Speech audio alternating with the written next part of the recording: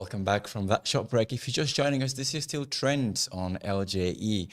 And joining me today, our panel is Barrister Vania Akinamo Agbon, aspiring AMAC chairman for the Accord Party. Welcome to the LJE studios today. Thank you for having me. Right, how was the journey coming here? Very smooth. All right, and also our beautiful social commentator, Miriam Gamaliel. Thank you for joining us again today. Thank you for having me, Mo. Right, quite some pressing stories we have today. The Nigerian by-election marred by violence and voter intimidation as the APC dominates. The recently concluded by-election across several states were marred by reports of voter intimidation, violence, and vote buying. Despite the challenges, the APC emerged as a strong performer, securing victories in multiple constituencies. Key wins for the APC were reported in Adamawa and Edo states. However, opposition parties like the PDP and the new Nigerian People's Party, NNPP, have rejected some of the results, citing irregularities and electoral malpractices.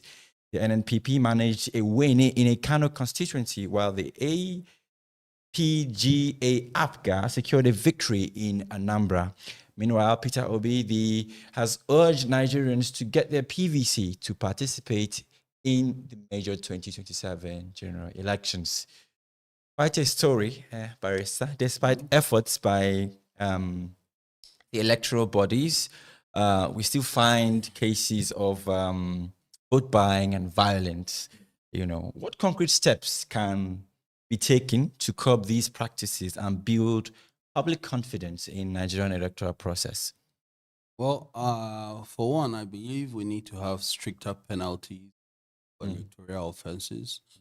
We need to be able to have or establish electoral courts and vest, authority to prosecute designated body. 2023 general election, there were instances where INEC requested for files of electoral offenders, and so there's this back and forth between the police and INEC as to who should prosecute. And for me, I think it shouldn't be.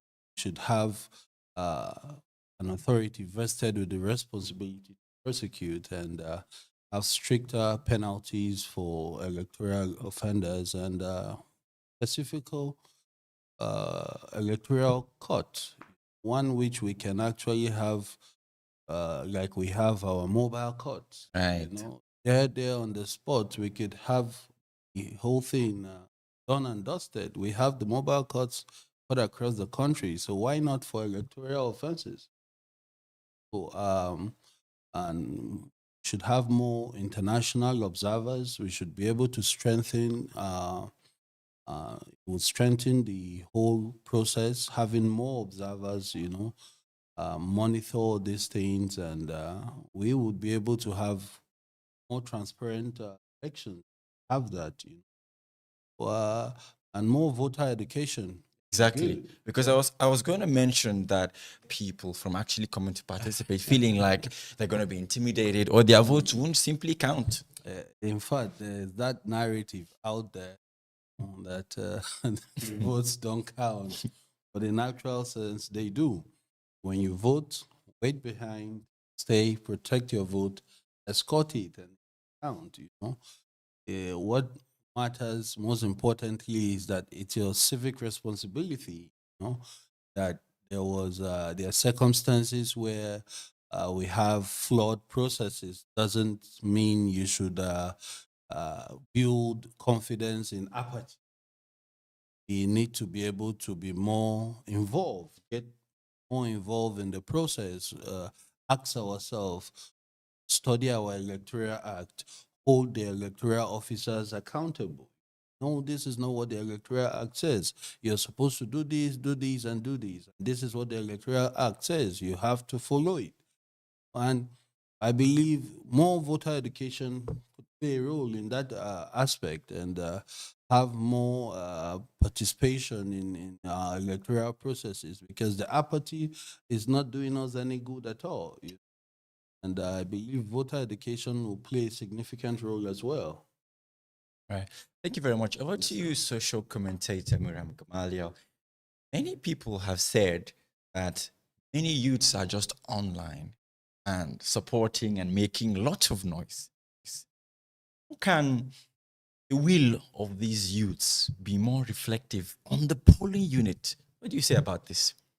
I'll say that youth, yeah, like the obedient, they Okay. are more active on social media. You Okay. get, they have more fan base on social media. Then on the day of the voting, go to the polling unit, you go to different zones, different. You won't see any of them the words. So I think for youth in Nigeria today, we should wake up, get voters card, go to your constituency, go to your unit. The day of voting, come out and vote.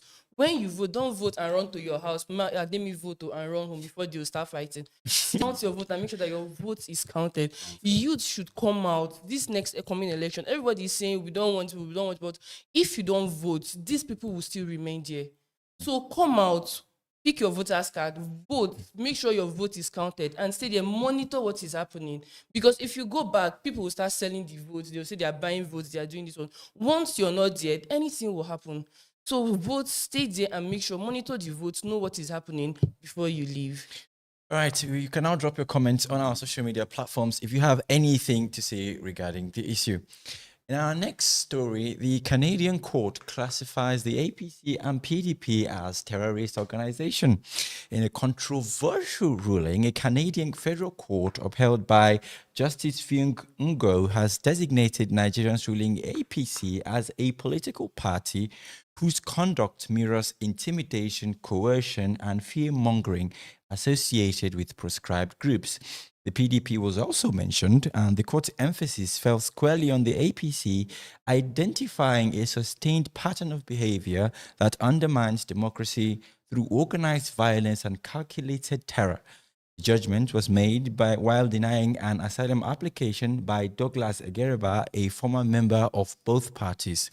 The court test was clear, citing the Immigration and Refugee Protection Act, which defines terrorism as orchestrated acts that intimidate the public, destabilize institutions, or coerce political outcomes.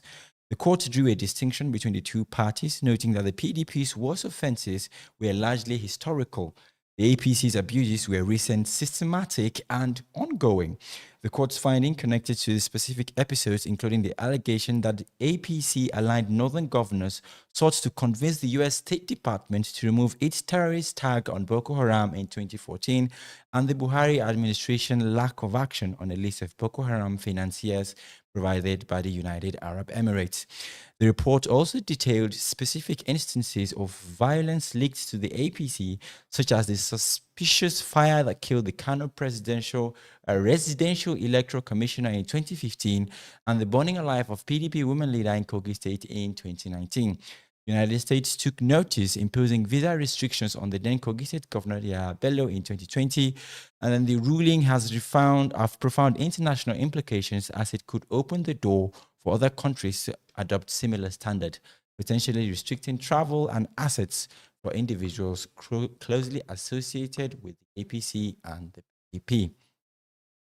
Quite a very controversial case. And the first question I want to ask you here, Barrister, I'm quite happy that you're a barrister, is the ruling a fair reflection of the realities of political violence in Nigeria, or is the court, overreaching its judicial power? Does a Canadian court has the right to touch point issues going on in Nigeria? Well, quite controversial, like you say. And I believe Nigeria is a sovereign nation. We have our own Judicial system. And if there are issues raised with regards political party debating or in conjunction or sponsoring, whatever nomenclature, terrorism. I mean, we have the appropriate courts to bring those matters before. And I'm certain that justice will be done, I believe that the judgment from the Canadian court would affect international relations, and also can't condemn a political party with millions of individuals who join with the intention solely to vie for office. I believe that there should be more to it, so quite controversial, like I said, but truth is that we should be more precise in our approach. So I pay no attention to much on that because these are mere academic exercise, if you ask me. Okay. All right. All right. And our Mm. third case, quite sad incident here. Sokoto boat mishap leaves over 40 people missing. A tragic boat accident in Sokoto State has left more than 40 people missing. Rescue workers are racing against time to save scores of passengers after the incident in the state's northwestern region. The boat was reportedly carrying over 50 passengers and capsized on its way to a market. Authorities have confirmed that about 10 people have been rescued, but the search for the remaining missing passengers continued. The accident is believed to have been caused by overloading, a recurring issue of boats in the state's riverine communities. Oh, quite a tragic incident, but again, it's trending, and we talk about issues that are trending here. This tragic incident highlights danger of water travels in Nigeria. What measures do you think can be implemented by the government to mitigate from happening again? Well, for one, I believe that we need to have more strict loading measures put in place, and much more than that, need to have stricter regulations on the speed limits. Exactly. Because once we have the speed limits on boats on our roads, but we do not have them on Water travel. water travels. So we need to be able to have it imposed, and stricter sanctions on defaulters, and see more safer waterways, less accident. More so, there are first aid measures you could take, preventive and safety jackets, lifeguards on boats, 2 or 3 as a compulsory requirement. And these are little measures that you could put in place to make a difference within a short while, not just having one person who's a professional swimmer on board, or and have a passenger number of up to 50. I'm telling you. What's the best he can do in that circumstance? So we need to have more preventive measures put in place, like stricter penalties for going on the boat without your lifeguard, your safety jacket, stricter penalties for having the boats with just one professional swim, one lifeguard on boat. We should have a minimum of 3 or 4 if we have up to 10, 12 passengers on board, So most especially it's the speed limit. Right. It's like there's no law on the sea. And I believe that that is a major contributory factor to most of the accidents you see, boat capsizing, boat accidents, and what have you. I believe those measures, if put in place, would deter would be, lawbreakers to be able to preserve some lives at least. My condolence to the families Honestly. of the disease. I want to say this, that we can do more. Right. Thank you There's so much much. more we can do. Yes. Right. Marian, no matter the laws put in place, Nigerians are always Nigerians. Even in the street, we have people loading 5, 2 in front, 4 at the back. Like, to what extent can Nigerians actually, be more coordinated? They're trying to make ends meet by, overloading. What do you say? Yes, I get. They're trying to make ends meet at the expense of who? Mm. It is still we doing ourselves. If the government can, make this strict, like you said, strict rule, get task force that will monitor these boat stations, these wharves and other. If you get task force, you station those task force there and be like, each boat should not have more than 30 passengers. Yeah. Each boat should have at least 2 lifeguards. each boat should have, okay, you have 30 passengers, you should have up to 50 or 40 life jackets in the car, because you see most of these people, they are in the river, there's no life jacket. They are just there like that. And I've witnessed one in Delta State. From Warri, I was going to Odimodi to visit. I had to use a woman. I wore the life jacket. Another lady, a market woman, wanted to enter. Madam, wear life jackets. No, wait till they use life jacket. With na road, na river road, they pass every day. Really? That is the mentality of Nigerians. We should try to like secure, be conscious of ourselves, because we'll be saying government won't do everything for us. There are areas we as individuals have to step up and do things. All right.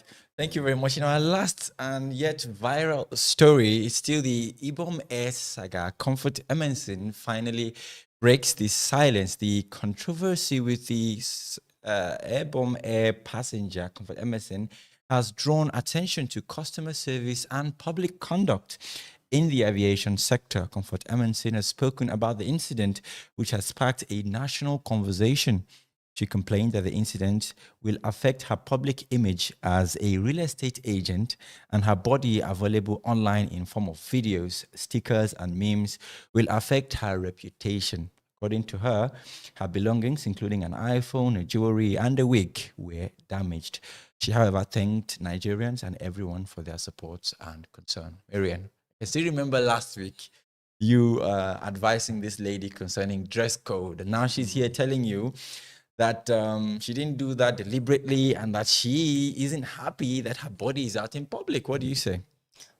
Fine, she said she didn't do that deliberately, but you left your house without wearing an underwear. You can't just step out of your house traveling without wearing an underwear. Okay. You get that? Yeah, the parts where her body was exposed, I felt really bad because I'm a lady. First. And the exposure, I don't think it was intentional. I think it was from the pulling, and mistakenly addressed store. And if I am the one, I'll feel bad. And now she's saying she's feeling bad about it. Yes, it will. But my advice to her, my dear, pick up yourself from where you stopped and continue your life. Don't let what is happening pull you down and all that. Yes, it will have a little shake on her. If she can afford a therapist, I think she should do that. But It's many going to people really are help her. saying that she already has similar pictures on her social media. So this shouldn't be so controversial. This shouldn't be so new. I mean, Okay, yes, she has similar pictures on her social media, but the pictures she has on her social media isn't as what was exposed. Okay, You okay. get, she was dressed in pictures, but here her body was outside. So you won't compare the pictures on her social media and that video. All right. So how about those that are giving her gifts? Barrister, do you think she should accept the gift or she should just I think a gift should be accepted out of courtesy. Or generally, I think the incidents have showed the lack of professionalism we have in service delivery. Yeah. For me, it's one thing to actually commit an offense. It's another thing to actually, you don't treat one indiscipline another. You have her conducting herself in manners that are unbecoming, and then have yourself also conducting yourself in manners that are unbecoming. The Ibom Air should know better, in my opinion. And even if there was need to restrain her, it should have been more professional Exactly. about it. You know, they had already overpowered her. If they needed to restrain her and give her some dignity, she's a citizen of this country. She has a right to dignity of person and all that. And nakeding her like that for the whole world, it's far from it. You know. Well, for what has happened, in my opinion, has happened, the best that can happen is for her to be compensated or she seek redress. But I believe we need to do more in service delivery and showing professionalism in that aspect, because we, Ibom Air, I believe, are professionals. You know, they pride themselves with living on time. If you're always, I know I've missed a flight. If you're always on time, then you should be a professional, you know. And if you're a professional here, you should also be a professional there. You know, that somebody tempts you and you now go all out. And then again, I noticed there was a video where the movement of the passenger was restricted. In my opinion, that is utterly wrong and unlawful, you know. Whatever basis or whatever guys, if the other passengers were allowed freedom of movement, at that point she was not under arrest. Exactly. You know, her freedom of movement shouldn't have been restricted at that point. And I believe that it's, in fact, it's an advice to you. You said you're professionals, be more professional. Do you think this incident has affected the reputation of Ibom Air itself? Any of you can take the answer.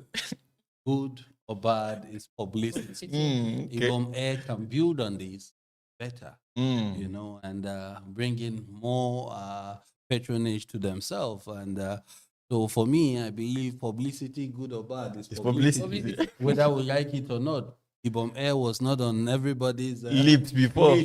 And all of a sudden, like that, you know, Ibom Air is the top burner, you know, and that's why we're on Trendz. Exactly. You know, so I believe it's good, whether it's bad or not, you know. So it can help the business. Exactly. Thank you so much for being a part of today's program. We've been speaking to the barrister Vania Akinomo Agbon, aspiring AMAC chairman with the Accord Party. How is Accord and how is AMAC and how is everything going? Well, in one word, we're fighting. Okay. We're fighting. We are a group of Nigerian youths who have refused to japa Okay. in court. You know, and we know the burden of fixing our nation falls on us. Okay. And we know our daddies up there are doing their best. We want to help them with the area council. Okay. Thank you so much. And You're Marianne welcome. Gomelia, thank you so much for being a part of today's episode. Thank you. All right, a major recap on our top stories. We told you that the Nigerian by-election was marred by violence and voter intimidation as APC dominates. And a Canadian court classifies APC and PDP as terrorist organizations. And Sokoto boat mishaps leaves over 40 missing. Still on the Ibom Air saga, Comfort Emerson finally breaks her silence on that aspect. Thank you very much for being a part of today's live episode of Trendz on LJE. Be part of the conversation by dropping a comment on our social media platforms on Facebook, YouTube, and Instagram. And don't forget, you can report a violation if you face one on our website at www.ljenigeria.org. See you on Wednesday. Trendz continues.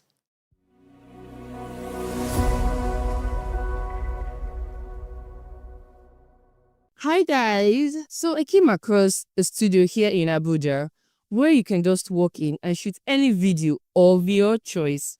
Podcast sessions, talk shows, and even live programs. They have beautiful colored lights. You can choose the one you want. They have teleprompter in case you want to read from a script. You can bring in your guests or someone you would love to talk to. You can do football gist, celebrity gossip, cooking show, music countdown, political gist, real estate palaver. Just that dream show you would love to do. Guess what? When I came in, they even made smile touch-ups on my face. Within 1 hour of my shoots, my video was ready. They have different bonanza packages. Starting from as low as 10,000 and above, you can get your video instantly or in less than 24 hours. Please, check their contacts and address on the screen. Hi guys! So I came across